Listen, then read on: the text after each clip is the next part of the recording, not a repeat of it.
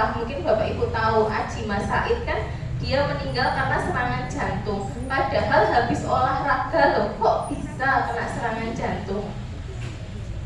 Kok bisa? Sebenarnya bukan masalah dia juga olahraga, dia juga, tetapi saat itu dia lupa bahwa beliau mempunyai kolesterol yang tinggi. Kolesterol yang tinggilah yang menyebabkan adanya plak-plak itu loh. Plak-plak itulah yang akan menyumbat aliran darah ke jantung. Jadi kalau misalkan saat itu Aji Mas Said itu ketika dia mengeluh rasa nyerinya itu segera ditolong, kemungkinan dia masih bisa hidup. Tetapi karena dia merasa nggak apa-apa, saya cuma agak nyeri sedikit di dada sebelah kiri, ya sudah, sampai akhirnya dia sudah mulai kehabisan nafas. Nah itu jadi faktornya itu di situ ya Bapak. Lebih ke ada faktor X yang lain. Ngoten. Olahraga tidak selalu buruk kok Bapak, cuma yang kadang itu kita ketika kita olahraga kita akan mengeluarkan banyak keringat. Keringat itu dibuat oleh ginjal. Nah, ginjal membutuhkan cairan untuk bisa membuat keringat. Cairannya apa? Air putih. Kalau kita minum teh gimana? Ya teh misalkan tehnya itu 200 ml, mungkin air putihnya yang akan tersaring akhirnya akan berkurang. Karena dengan adanya zat-zat yang lain itu akan mempengaruhi penyaringan cairan di ginjal. Nah, itu akan memperburuk kondisi juga.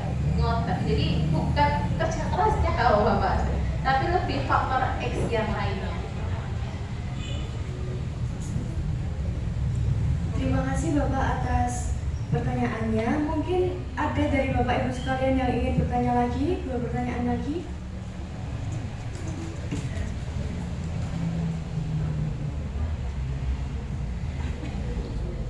Terima kasih Ibu Anur Sumartini. Kita lanjut ke pemaparan materi yang ketiga oleh Ibu Devina Ingrid Anggraini, Magister Sains. Kepada Ibu Devina kami persilakan.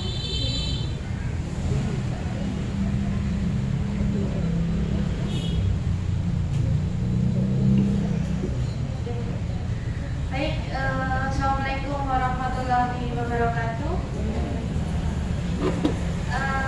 Masih semangat atau sudah mulai capek?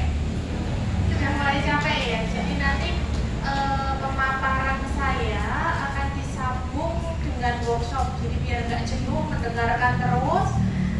Jadi nanti kita akan membuat teh celupnya yang berasal dari jahe merah dan kemangi gitu.